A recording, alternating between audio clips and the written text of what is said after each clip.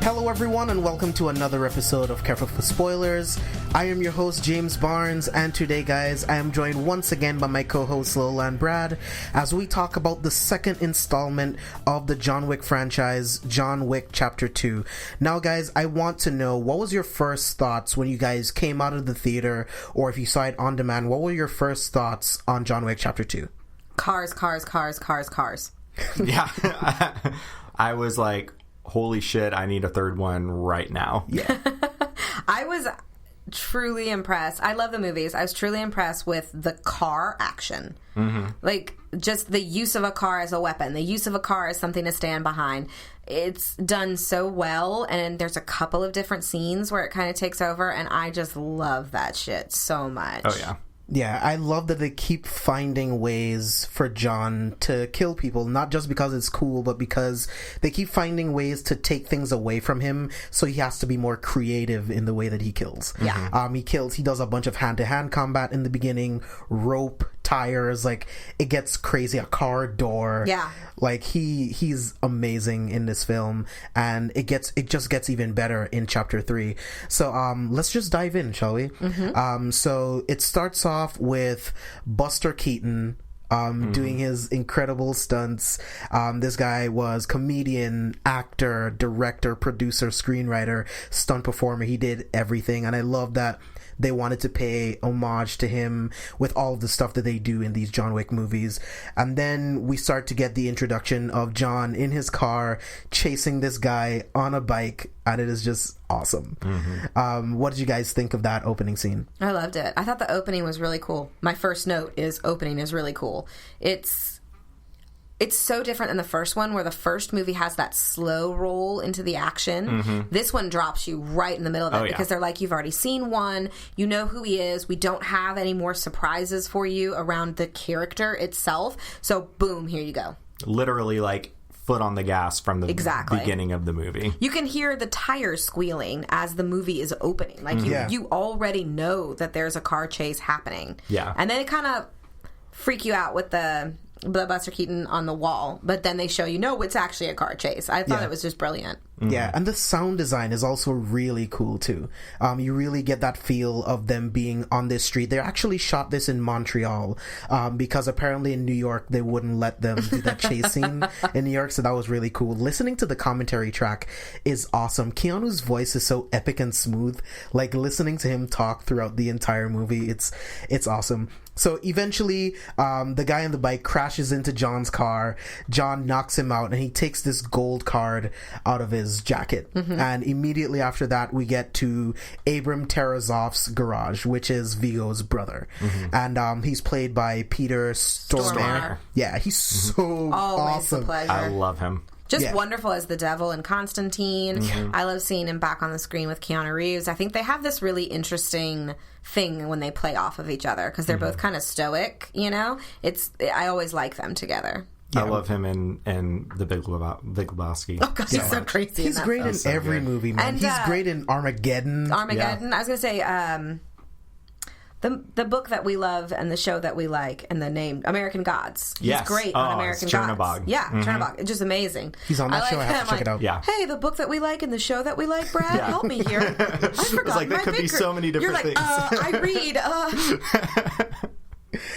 So we see all of the drugs on the table, the money. They're stripping cars. Obviously, this is a family business. Mm-hmm. This is what these guys do. And then we start to get clips of John getting closer and closer to the garage. And one of Abram's henchmen comes in. I can't remember his name. He's in a bunch of other stuff too, but I can't remember his name right now. And he's pretty much like, he wants to understand, like, why does Abram want them to get out of Dodge so fast? You know what I mean? Like, why do we have to do this so quickly? It's like, well, because my brother's son, my nephew, stole John Wick's car and killed his dog. Like, it's just reiterating what you've gotten from the first film, just giving it all to you right there in the beginning. And he's like, once he finds out that it's John Wick stuff, he's like, oh, you know, you get that same momentum in the film all over again. The score kicks in. John Wick is starting to kill people inside of the garage. He finally gets to his car, and he's looking at this picture, this letter from Helen inside of the glove compartment, and it has a daisy on it as well. And he's looking back, and you can tell he knows as soon as he starts this car, it's gonna get insane. He starts the car, and he just starts killing people with this car. Like, I can't remember exactly how many people he killed, but in the garage he kills like 11 people total, but I can't remember like the breakdown exactly. But that scene was awesome. What did you guys think of that scene? That scene is fantastic. It is so well done. There are so many pieces of it that are amazing. One of the fight sequences he opens his car door to hit somebody with it, and he loses his car door, and then later another car crashes into him, and he falls out of the car because he doesn't have a door anymore, and he rolls, and then it is immediately in a hand-to-hand fight sequence. There's something about that is just amazing. I mean, just the action of the scene. And this, actually, the beginning of the movie contains one of my favorite shots of the whole film. So I just love it. Yeah.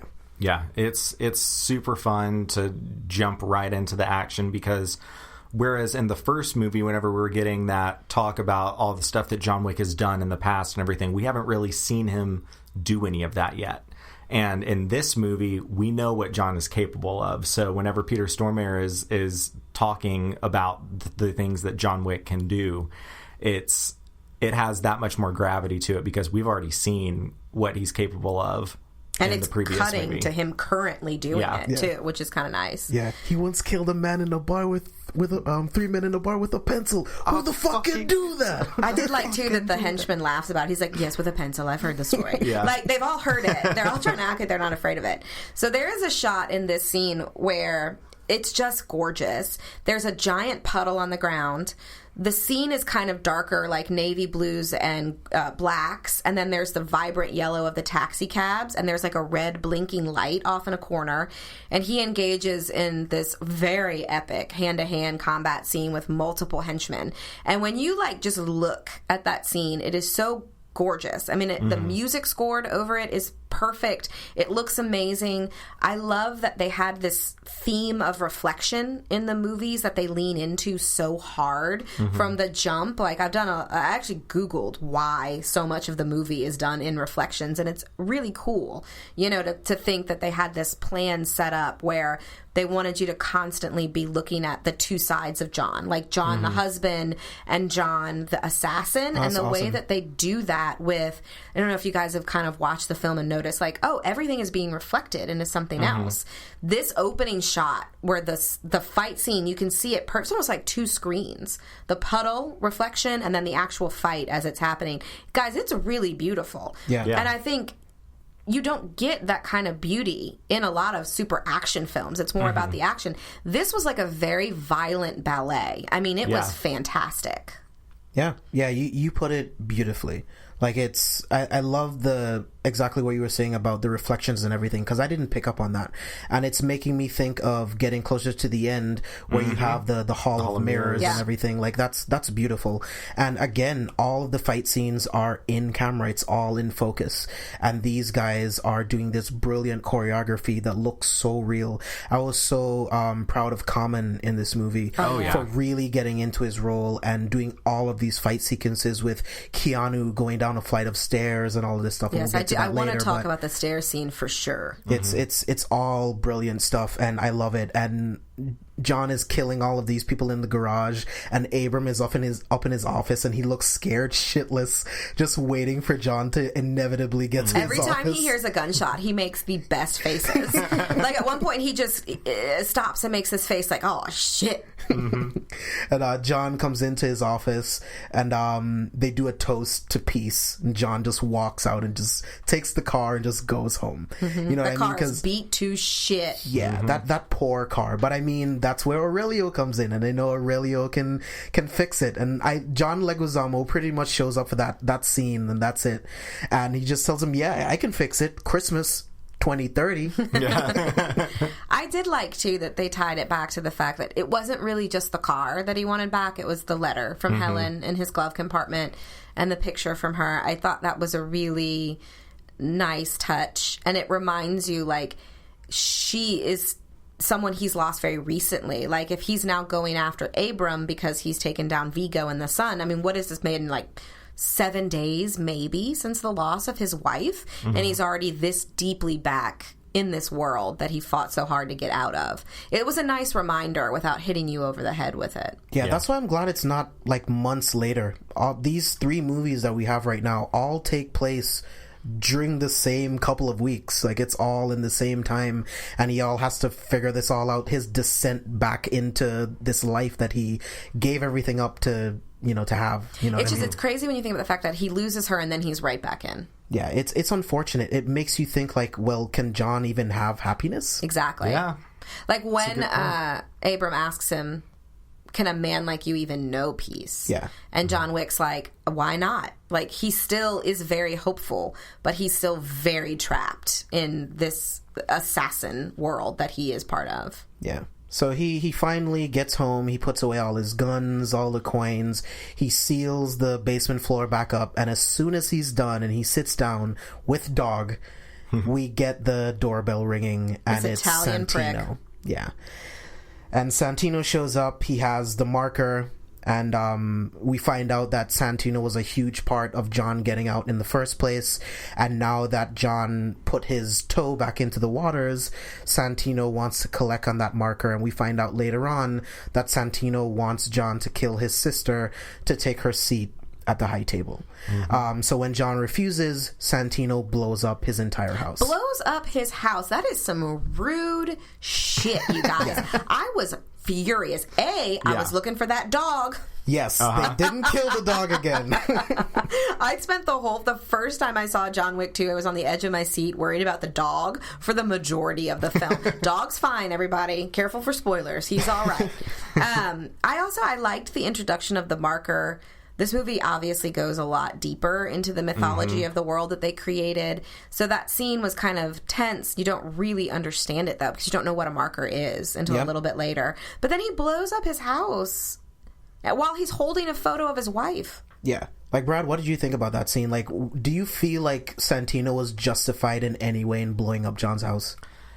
In the rules that are in place for what the marker stands for, I would say within that world, yes. Do I agree with them? No. Right, yeah, I feel the same way. I think that once you've made this promise and your word is so much your bond in this world, and that's all the markers and coins are representative of, that in the fucked up mythology of this world, I mean, he has the right to do whatever he needs to do to get John to fulfill his marker, and if he doesn't, fuck him.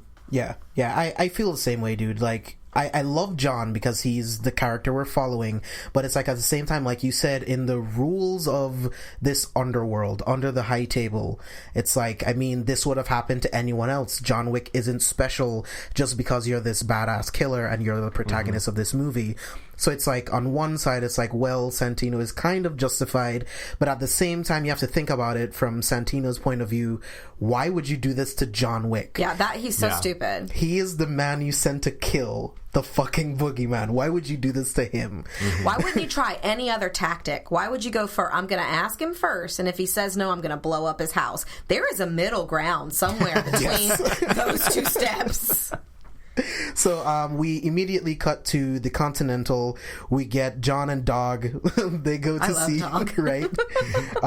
We walk up to the concierge, Lance Reddick. He's back again, and John wants to know if Winston is in. And John goes to see Winston, and Winston is inspecting these gold coins to go out into circulation. Something else that's further building the world of the Continental.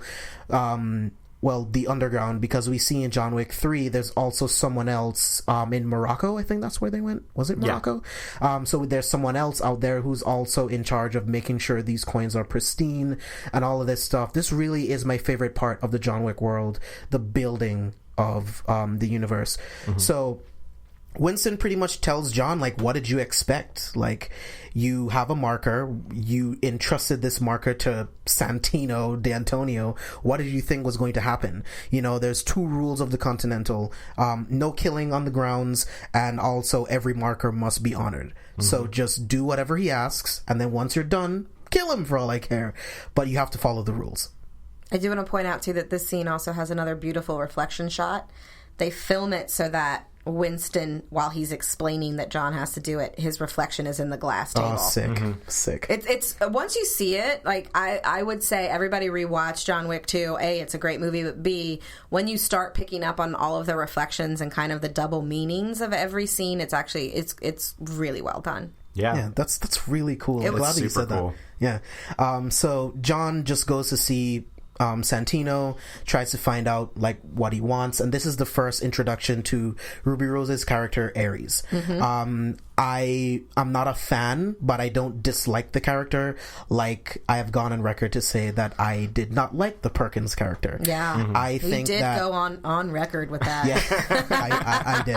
I think Ares is a fine henchman because all of these people have to have like their main henchman guard people, and Ares is that person for and Santino. She scoops that butt. She does. She gets in that butt. When she's giving him his pat down, it was uncomfortable for me to watch. So Santino's breaking down, like, pretty much just teasing John, like, you know, you're counting all the exits, you're looking at how much people you would have to kill to get to me. I wonder how you would do it. And John tells him, like, with my hands. In that epic Keanu voice. I love that guy. But Santino is such a prick. Such a prick. Like, you know what you did. It's like, yes, he does owe you a marker, but for fuck's sake, like, his wife just died. He lost his dog, and then you blew up his house. Because you didn't think one more conversation was a go. You know what I'm saying? Yeah. What if we were like that as people? What if I was like, James, I have a favor to ask, and you were like, no, and I was like, shit, now I have to blow up your house. Because there's no middle ground. And then we find out that Santino's father gifted his seat to Gianna, which is his sister. This is why he wants his sister killed, so that he can have her seat. And John is pretty much like, it can't be done. Like, where Shockingly, she is, it's actually really easy to do. Yeah, you just need to go through some catacombs, apparently. Totally simple. It's perfectly fine. So John goes to his safety deposit box, gets some new clothes, spare guns, ammo, some gold coins, and he screams out in anger, because, I mean, this is him. He thought he was done, and now he's even deeper into this crap. Now that he doesn't just have to kill someone, he has to kill someone on the high table. Like, what did you guys think of that sequence? I thought it was interesting that they were bringing in a high table, that they were kind of elaborating on the mythos of the world, and it was very clear that John knew whether or not he could succeed in killing her, he was, like, in it to win it now. Because I think it's very clear, like, if you assassinate someone on the high table, people are going to come for you. Like, there's no getting back out, really, at that point. So... Yeah.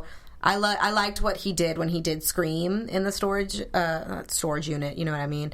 Because it's just like when you just had a day and you scream the F word and you're just done with it. He did a good job of bringing that emotion. Yeah, because, I mean, what do you do after you've killed someone at the high table? You can't just go home. Like, the high table wants his head.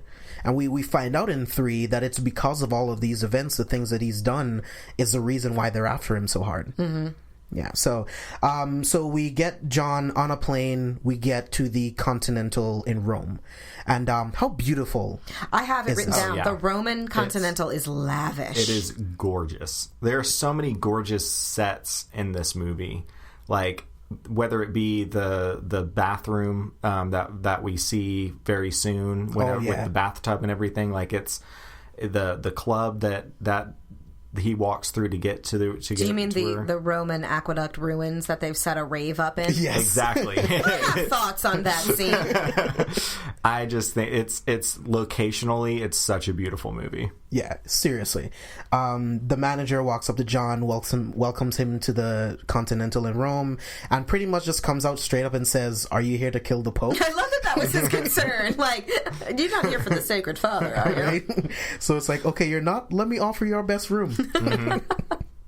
So John goes through this sweatshop, which leads to this room that's filled with these guns and all of these tailored suits that are all have like these really cool like bulletproof linings and everything. The bulletproof suit linings were awesome, and they play off of them so many different times in the film where people are shooting at him and he's like hiding underneath his lapel. I thought that was really funny. I have to say that the sommelier, the wine expert, if you will, who is there to sell him guns, might be one of my favorite parts of the movie. Peter Serafinowicz. I love him so much. I love him in, what is it, I Spy with Melissa McCarthy and Jason Statham. Spy, he is just the best. Not I Spy. That's a terrible Eddie Murphy film. I'm so sorry. We know what you meant. I meant Spy, the good one. The good one that sounds just like I Spy. He's very funny, but just the way that they made the language of discussing wines perfectly match the language of selling guns was phenomenal. I thought that scene was just done so well. Oh, yeah. And Glock 100% funded some of this film because he shows them pretty much nothing but Glocks. But anyways. Yeah, he gets He's like got this such really a good cool voice. Oh, like, yeah. He was the voice of Darth Maul in episode 1. It wasn't actually Ray Park speaking. It was Peter Serafinowicz. Really? Mm-hmm. Huh. Yeah. Okay, cool. Yeah. So again, like I love the suits. I love all of the guns and everything. He also gets like the schematics to the rave party, the schematics for the catacombs, so he can figure everything out. And pretty much like I love how in the catacombs he's setting up all of the guns in all of these different places because he's going to assume it's going to be a pretty hectic way like getting out of all of this stuff. So we get to the party scene. He gets into the catacombs and Ares is watching him. So in my mind, when I first saw the film, I'm like, okay, well, she's just making sure he's going to go through the plan. We find out later on that she's there with some other guys to clean up loose ends. Take care of that one leftover. That girl loves giving the finger. She does. And I already have my thoughts on why Ruby Rose doesn't have any lines in this movie. Is it because she's not a great actress? She is not great. But I like her as a person. I like her personality. Yeah, every time I get lunch with Ruby Rose, I'm like, girl, you are so... Like when the Meg came out, I watched all of her interviews. She just has this great energy. I like her on Orange is the New Black. I just don't think she's really talented. Yeah, it's a shame because she's very charming and she's got that thing, you know what I mean, like that thing where you want to watch her. But she's great to look at, for she's sure. Super hot. Super hot. Yeah, no, she's hot. Super hot. I think she has a lot to offer as a public figure. I don't know if it's in the realm of acting. I will. And you know what, that. guys? That's totally fine. Everybody has different things that they're good at. I think that she brings a lot of presence to the character of Ares, and that they made a good choice not giving her lines. Yeah, because it's a very strong presence that she has. Yeah, because she's very little. You know, she's slight build, she's not that tall, and she really owns it in a lot of her fight scenes. I mean, she really delivers. I had a lot of fun with that character. Yeah. So the next scene, we get Gianna walking in with her bodyguards. I'm pretty sure this is the first time we see Carmen as Cassian, I think is his name. So that scene is absolutely gorgeous, watching them walking through all of those people, and Gianna goes to speak with a client. I forgot his name. I don't know didn't that you really knew it. Pay attention to what they were Mr. there for. Something. Yeah, but it was pretty much a scene just to show that Gianna is not to be fucked with. Yeah, pretty much that she is taking this seat at the high table for a reason. She's not to be fucked with. So we move on to her getting into the bath, and like you were about to say, Brad, I have a lot of problems with this scene. Yeah, no, talk to me. So first off, I get that they were going for like the pomp and grandeur of a coronation to the high table with this rave Rome is very protective of their ruins, but I guess they're trying to say that, like, they have so much influence, they can take this over. But this whole scene in the bottom of it, like, who lives there? Who the fuck went and lit all of these candles around her bathtub? I'm sure she has a candle guy. I'm sure she has a candle guy. Why is the bath already drawn? Like, how bad of a bodyguard is Cassian? How bad of a bodyguard is Cassian that he's just like, okay, you want to be totally alone on the night of your coronation to the high table when all of your enemies are here? He's not a very good bodyguard. I mean, I kind of disagree with that. I think she just wanted her privacy, and maybe he just genuinely didn't know about this secret entrance into this room. That's a bad bodyguard, because you should know about the That's a really good point. I also, I agree with you. Like, that's a super beautiful room. You know, I don't know when Joanna Gaines from HGTV showed up to set it all up, but it is cool. I had a problem with, and it's not a huge problem, but I did not like the fact that she, like, disrobes, gets in the bathtub, and slices her own wrists. I feel like they try to explain it with her saying, I'm going to go out on my own terms. Yeah, she's lived her life her way, and she wants to go out the same way. It doesn't play for me. Okay. To me, it plays like they didn't want John Wick's character to get any backlash for shooting an unarmed person. He still shoots her in the head. Exactly. Like, none of it makes sense. I don't like the scene. Okay. I just think it's kind of again, who lit all those fucking candles? She has a candle guy. Are you not listening? Who was leaving them? Like, just, those are aqueduct ruins, so you can't just leave candles unattended in your sexy boudoir bathroom. Like, 1010 would honeymoon there. It's a little dark, but I'm into that shit. There's a really cool moment in that scene, though, where the camera shows, like, her reflection in the glass, and it pans across her, and then John just shows up behind her. It just shows, like, that ghost that Santino was talking about. Like, that's the guy. We're getting more of a glimpse of that guy that everyone's talking about, that guy that's back. And there's the reflections again. There it goes again. Well, yeah. There's so much water in the movie. So many different bottles of water. So many, like, Dasani, like, so many different ones. There's so many different bodies of water, like the bathtub or puddles or fountains or things of that nature. So I do like that. That scene to me, like, I didn't love it. But what I did really like about it is when she brings up to him, like, do you believe you can have salvation from this life? Mm-hmm. And she's kind of the first one to interject that idea of, are we all going to the same place, or is there a way away from this life? Like, they have good dialogue with one another in the scene, for sure. Yeah, she also says, like, how do you think Helen would feel about you doing this? You know what I mean? Like, just bringing up that extra layer of John's moral compass. Mm-hmm. Like, he's doing this so that he can have peace, which is the one thing that Helen wanted for him. Yeah. But is this the track that she would have been okay with him taking? But it is what it is, unfortunately. A heavy scene in dialogue, and it's kind of a shame because the dialogue gets lost a little bit the first time you watch it.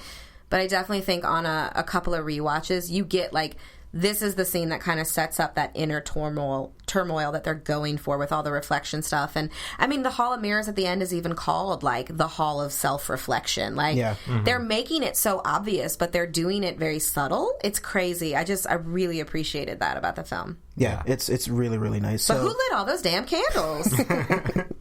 We'll ask Chad. I'll get him on the podcast and I'll ask him. I'll call him. So John is walking out. He's trying to exit the rave party, and he walks right past Cassian. And I think immediately in this moment, Cassian's like, "Hey, John, you working?" And John's like, "Yeah." So you were successful? Everything went good? He's like, unfortunately, yeah, afraid so, yeah. And it's just like, immediately he knows, and they start this fight between each other. They're shooting guns after each other, and they're using the suits that stop all the bullets and everything. I love that moment when you realize, Cassian's got the same suit. What now? Yeah. This is my favorite sequence in the whole movie. Sweet. All right, talk to me. I love this kind of covert fight that they're having, like, where, especially whenever this is where he's chasing him. Yeah. Right? So they go through the subway. Oh, we don't get to the subway yet. Okay. Yeah, that's further in the movie. That's further on. Okay. We're talking about the rave at the Roman ruins. Yes. Okay. Yeah, so they actually fight all the way to the Continental, the Roman Continental.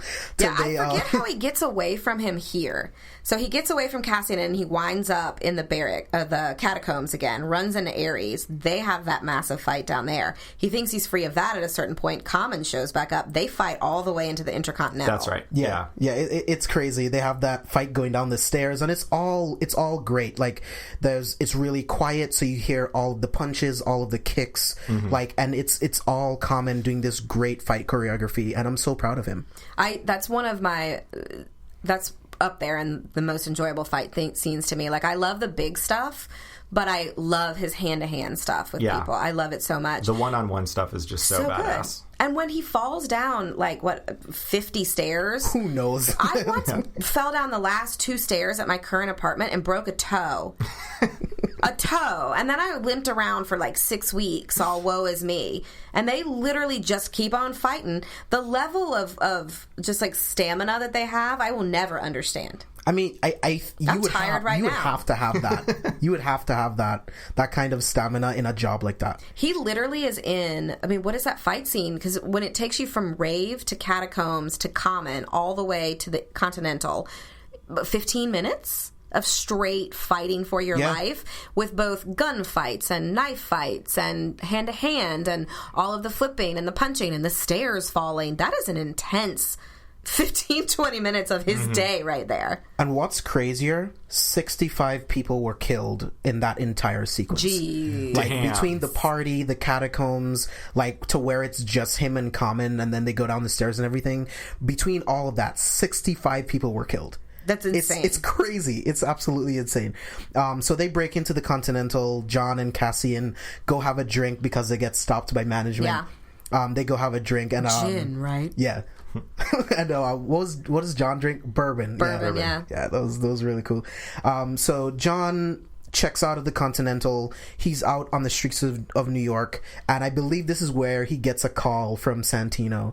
And Santino's like, John, what did you expect for me to do? It would look weird if I didn't put a hit on the man that killed my sister. And John hangs up. He immediately puts the hit out for $7 million. Open contract.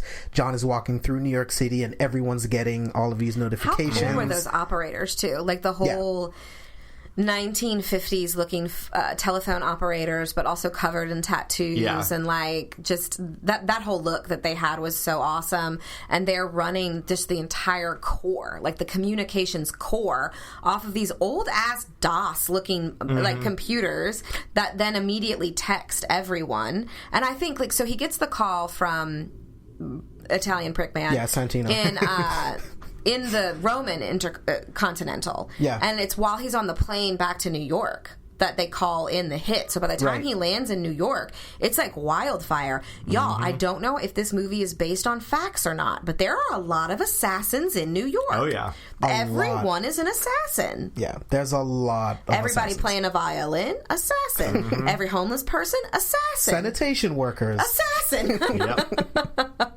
So I really like that. John is just looking around. All of these phones are going off. They're all staring at him and everything. And we get a montage of just people trying to kill John. He meets up on this huge guy, and he has to shoot him in the head. Twice. Because he twitches after he shoots him on the head. I was like, oh my God. Brad, do you have any favorite moments from that montage? That moment where he has to shoot the guy through the top of the head. It's so ridiculous that it takes that much to take this dude down, but boy's eating his Wheaties. Oh yeah. Big time. We also get the pencil scene. Yes. We finally see him take down, it's 2 people with a pencil. It is gross. Yeah.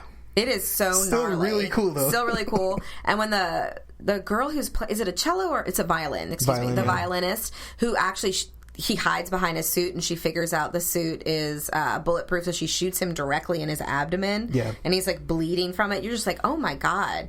John Wick is a beast. He does not stop. Yeah, I mean, he can't, right? No, you can't. I would have probably laid down and just cried. So this is where Cassian and John meet up again. They meet up right in front of this fountain. The water drops and they see each other across. They just stare at each other and just start shooting. Yes, like this is my favorite sequence in the movie. Yeah. Cool. Yeah, talk to me. Tell me your favorite moments. My favorite moment is whenever they're walking on the opposite sides from each other and just kind of like just like it's shooting at each other just barely from the side. It is so badass, like, just to think that could be going on. All these other people are walking around while this is happening, and there's two guys trying to murder each other amidst all of this just chaotic people walking behind, like, your normal New York foot traffic. Yeah. But the focus on these two dudes that are just going after each other, but they can't make a big spectacle of it. Yeah, I was impressed with the fact that it didn't look like they hit a single innocent bystander. Because I actually got worried in that scene. I was like, are they going to just start like ramping up the body count on innocents right now? But you don't see anybody fall out in the scenes. Like, they do a good job of showing you like they're missing one another, but it doesn't look like anybody else is getting hurt in the process. Yeah, which wouldn't go down like that. I think that's part of the rules. I think they just don't hurt innocents because when they're on the train, they obviously wait for more people to get off the train so they don't get caught in the crossfire. So I thought that stuff like that is really important, and it just plays up the stereotype that people in New York just don't pay attention. Yeah. They just don't there's care. People on the train not paying attention to their gigantic fist fight that's happening. They're just like, ugh. With knives. Again. I need some more coffee. So John finally kills Cassian, puts a knife right into his chest. Now, do you think he's dead? This is a question that I have, because he puts the knife in Cassian's chest and he leans in and he says, if you pull that out, you'll bleed to death in 1 minute. Consider this a professional courtesy. Yeah, that's what he says, yeah. So I was like, maybe he's giving Common the chance to live, like Cassian the chance to live. My fiance said he's giving him the chance to have a clean death, which he promised him at the Continental over drinks. That makes sense. That makes perfect sense. Yeah, because we never see Cassian again. So I mean, we don't know if they're going to do a 4 or not. But no, they're definitely doing a 4. It already has a release date. Oh well, Jesus, I don't kid you. I'm busy. But you think it's that he's telling him, just pull it out and you'll die, and it won't be horrible? Maybe. I think that's a really good take on it. That is a really He's really smart and tall and handsome. But Cassian even gives this little smile as the doors are closing, which leads you to believe that, like, whatever John just did for him is, like, he's cool with it. Does he say be seeing you? No. I watched it this morning, and I thought he said it, but he didn't. That would have been cool, though. Yeah, he only says it to Ares in this movie. Yeah. Yeah, I saw that look from Cassian as, like, you won. You were the better man in this altercation. Yeah, so I thought that was really cool. It sucks because I would have loved to seen Common do some more stuff, but what he did was good enough. You know what I'm saying? Like, he definitely had some great fight scenes. He really showed out. So John gets back into another part of the train station, and these two sanitation workers see him. John starts running, and he sees this homeless guy who, of course, if you've only seen the movie one time, well, if you haven't seen it, you would think this is just the normal ramblings of a homeless guy, and John's like, take me to him, tell him it's John Wick, and the guy hides him after John puts I think it's like a gold coin or something inside of his cup. He covers John up and kills the two guys, and then these two other homeless guys just pick up the bodies and take them away. I'm like, does no one else see this? No one does. It's craziness. Like, no one is paying any attention to anything in this city. Yeah. Like, no one pays attention to anything, and this is where we get to see the Bowery King, where we get to see Lawrence Fishburne. How great is he in this movie? Oh, he's awesome. He's chewing up that scenery, and I'm here for it. He's dialed up to 11 this whole movie. John Wick. And he's the type of character that ends everything with, oh, baby. Yeah. Which I have tried to do in my life, and it doesn't work. No one likes it. And I'll be like, oh, yeah, we're going to the grocery store, baby. It does not work. I am not cool enough. But Lawrence Fishburne just makes it work. It is definitely who you would expect to be in charge of this, like, street urchin assassins guild. I just loved it. I loved him in the film. Now, I have some questions. We see these guys, they're putting, like, some kind of chip inside of some pouches into these... Right, that's what I thought. Like, that's so cool. Isn't that cool? That they're using carrier pigeons to send these, like, untraceable... No paper trail. Yeah, no paper trail. They probably are, like, you know, downloading information onto the phones that they're going to use for one thing. The idea that he has eyes all over the place, and this is how he gets his information out, is via carrier pigeon. I loved that. It's so cool. Yeah, he tells the story of how John pretty much gave him a gift where John snuck up behind him, cut his throat, and he's like, you can either keep pressure on that wound or you can shoot me in the back. But you'll die. You know what I mean? I thought that was really cool. He took what he learned and he's like, it made me a king. You know what I mean? So I guess in that moment he kind of feels somewhat indebted to John, but not really. Yeah. Because he's a dick to him the entire time. Yeah. Talking about the $7 million on his head. And like you guys said, like, he's just chewing up the scenery. Like, in the scene, he's like, $7 million is a lot of money, Mr. Wick. Like, we're definitely going to Applebee's tonight. That was my favorite, is when he name dropped Applebee's. I don't even think they have an Applebee's in New York. I don't know. I've never looked for it. I don't want people thinking I'm in New York looking for Applebee's.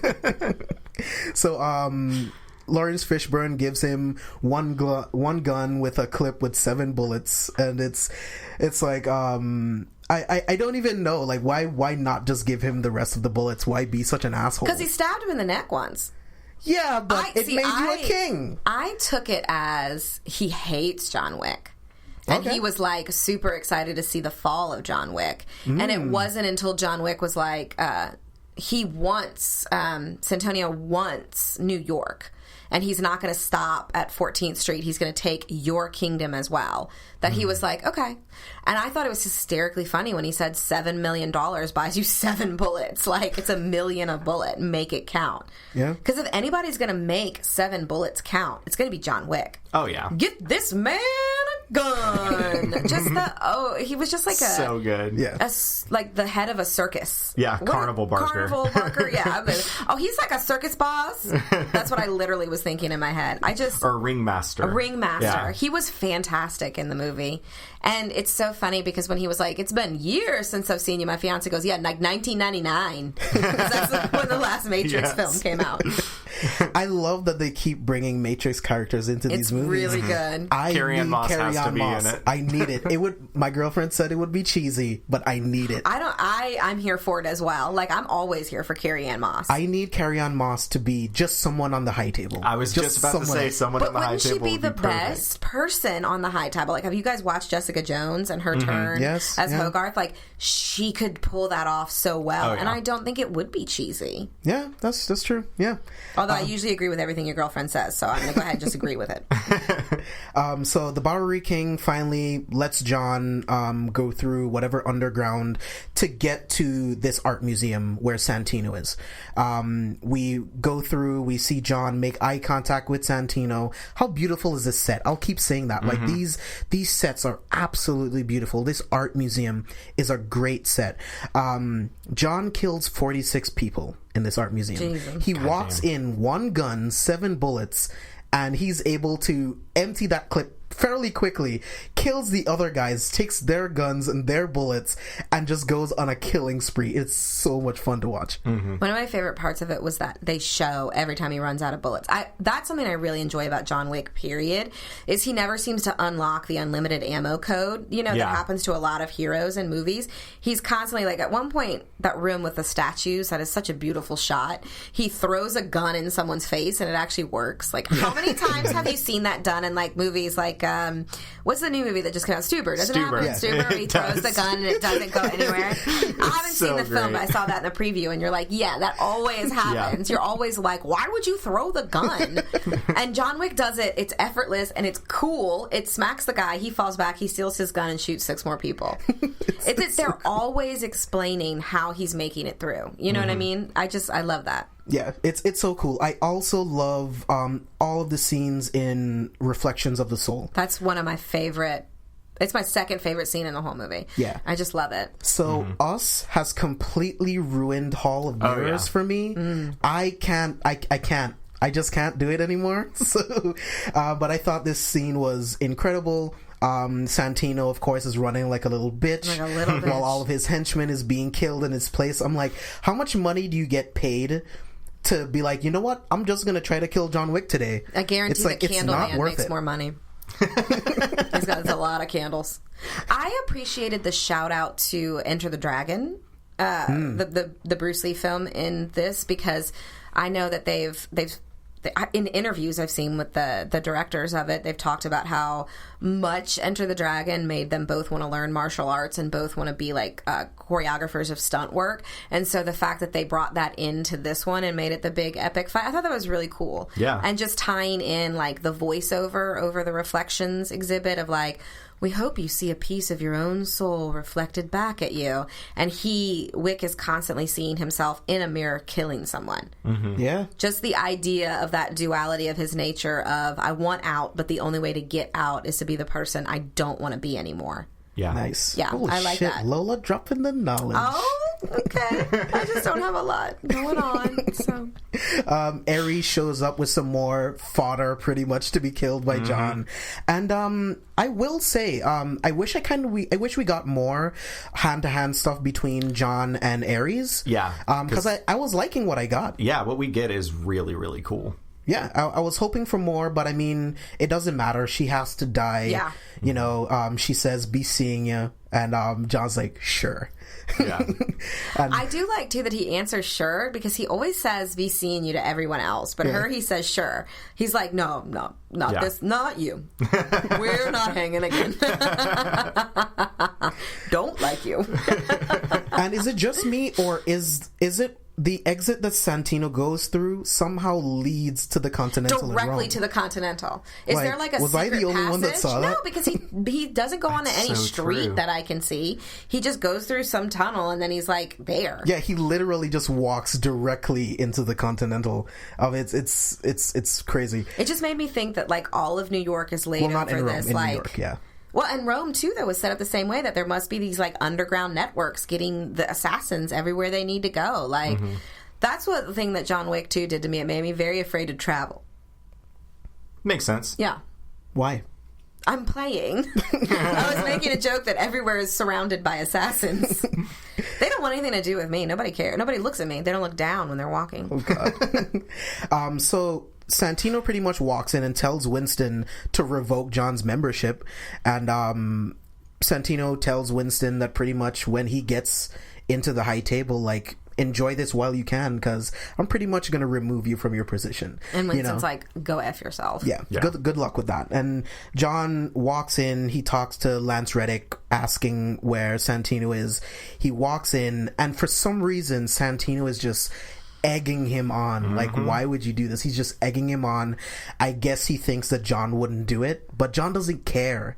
Like, you need to die because you blew up my house, you almost killed my dog, you're dead. And John just shoots him in the head. Mid-sentence. Jonathan, what have you done? Yeah, Ian McShane is just so awesome. You're shocked, too, as an audience member that he did it, because you know what's going to happen now. Yeah. They're very clear about the rules. They state them multiple times in the first and second movie. Yeah. And the theme in all of these movies is consequences, and it goes into that a lot more in John Wick Chapter 3. It's all about consequences. Like, and I think he's okay with dealing with those consequences. Like, he expected to just die after this. It's okay. What else does he have to live for at this point? That dog, that beautiful angel baby dog. That dog is absolutely Super adorable. beautiful. Super obedient, awesome dog. I will say, too, there's all these thoughts that run through your head in that moment, like, what is going to happen to John now? Why would he do this? This is so crazy. Like, you're kind of just, it's a great moment in the film because you're so bought in as the audience to the mythology of this world at that point that you're like, oh shit. You know, and you really do care about what's going to happen to Wick moving forward. Yeah. And I really like that there's actually consequences. And he has to essentially put himself deeper into this world to get out of those things. Yeah. We find out a lot more in Chapter 3, and we'll get to that when we review that movie. But John goes back to his house with Dog. I love Dog. And they're just chilling in the rain, and Lance Reddick shows up, and he's like, you have to come with me. And I think this is the moment where I was like, holy shit, are they gonna just like kill John like how they did Perkins? Yeah. They take him to the same spot they took Perkins. It is also the concierge who calls her and brings her there. Like, I don't know. That was just the look on Lance Reddick's face, like that very stoic look. And when he drops him off and he's like, it has been a pleasure. And yeah, because I'm sure he's had to do this many times. John isn't the only assassin that he's found like a friendship with, if you want. Just like maybe a respect or a kinship. Respect, yeah. Because he really likes... I think that Lance Reddick should have taken the dog home, because people are constantly shooting at John Wick. That's not a good environment for a puppy. It's really not.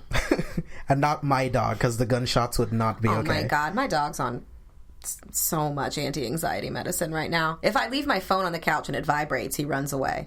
He's 45 pounds.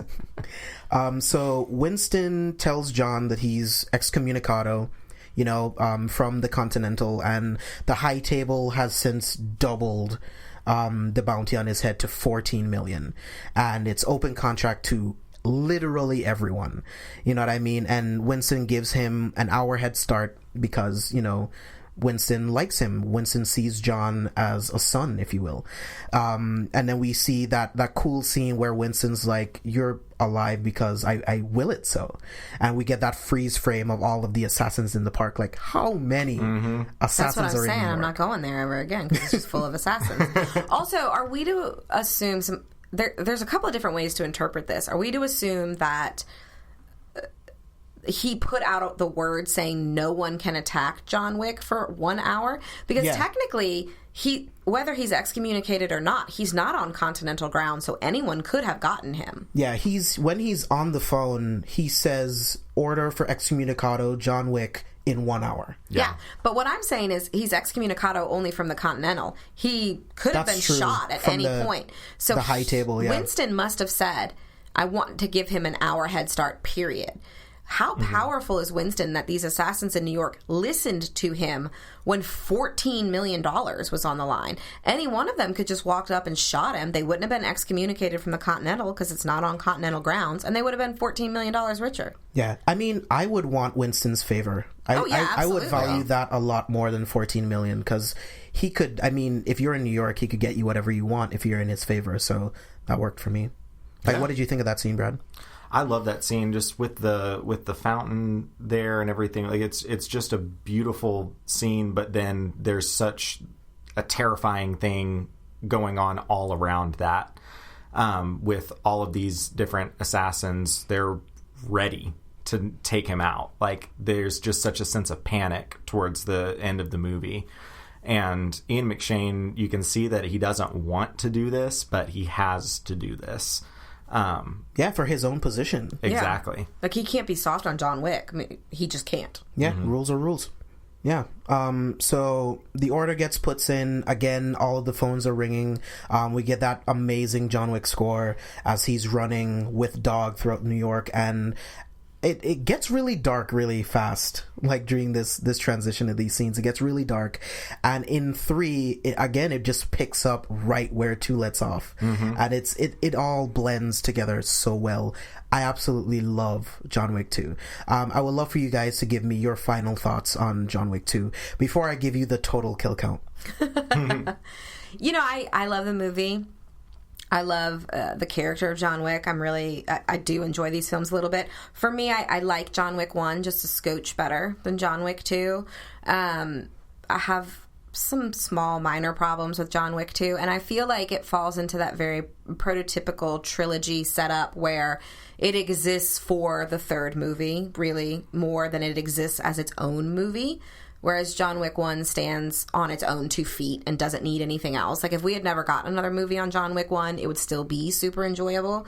But the franchise is so good, and Keanu Reeves is so good in it. And this movie is much more beautifully shot, I think, than John Wick 1. I mean, again, like, that scene in the first part of the movie, the fist fight in the taxi cab building, is just gorgeous, and I think everybody should see it. And if you don't if you stayed away from John Wick 1 because you didn't want to see the dog scene, you can watch this one and not worry because the dog is safe until the end of it, which was a huge concern of mine. Yeah. And when I saw the trailers for John Wick 3 and I saw that Halle Berry's character had those 2 dogs, I was like, oh my God, stop doing this to me, you guys, stop. Those dogs are amazing. The dog scenes in 3 are unbelievable. Yeah. So, I mean, I think everybody who likes a great action film will love these movies. They're so much better than what we've been given for action films recently. They're light years ahead. Yeah. Brad, what about you? Yeah, can't say it better. I mean, they're on a completely different level than other action movies that we're getting right now. I just the mastery of the gun fu and everything is just so impressive, and I just love the cast of characters that they've inhabited this world with, and the mythology of the world as it keeps growing with each movie. It's just such a solid franchise, and I love the second entry. Yeah, I love John Wick Chapter 2 a little bit more than the original, only because like the Perkins character bugs me. Because we should talk about that. I didn't know that you thought that way. The Perkins character absolutely bugs me, and I think the fight scenes look better in this movie. Cinematography is better. I think everything is better, which is what a sequel should be. It should take everything you love about the original, amplify it to 15, and it fires on all cylinders, and I absolutely love it. Yeah. This film, John has killed 128 people in this entire movie. That's it so is crazy. Batshit crazy. That is insane. That is nuts. Man. I was not expecting it to be that high. What was the first film? Was not 100. It doesn't even matter because it was like, under 100. It was like 70 something, yeah, it was or like 80. 70. But yeah, 128 kills. Like, just a lot I of believe dead that a large chunk of that was in the catacombs under for sure. Yeah. It's 65 people yeah, were like killed that was in that insane. That is a very long scene. And it's epic, you know. You're not bored. It's just good. Yeah. I didn't know that many people died in the film. I feel weird about me as a person now. And 3, I think 3 might just be like 1 or 2 more compared to 2, if I'm not mistaken, maybe a little bit less. I'll have to go look it up, but it's crazy. But everything John does in this movie is incredible. Chad Stahelski is great behind the camera. I think him and his team, they know exactly what they're doing. Keanu constantly pushes himself to do more and more in these movies, and I love this franchise. I really think might be the best action franchise ever. Yeah. Yeah. I really think so. Yeah.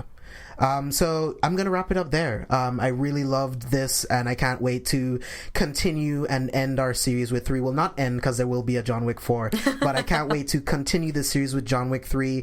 We'll be bringing you guys that episode sometime in the future. Might be the near future, or maybe a little bit later towards the home release. Who knows? Just make sure you stay focused to our social media for all of our updates on new episodes. Brad, Lola, thank you guys so much for joining me on this episode. Always a pleasure. Thank you for having me. Absolutely. Yeah, so guys, again, thank you so much for listening. It literally means the world to me that you guys give a shit to listen to my podcast. Make sure to head over to carefulforspoilers.com. You can find links to our social media, all of our other podcasts. We do articles where we review movies, TV shows, anime, gaming. We do it all. So head on over there. Make sure you check out our Patreon, where we have the Best One, Worst One podcast, which is a Patreon exclusive. We just unveiled The Vault, which will take the most popular episodes from the Careful for Spoilers podcast, and they will be only available exclusively on Patreon. So check out all of that stuff. And for Brad, Lola, we will see you guys on the next episode. See you guys next time.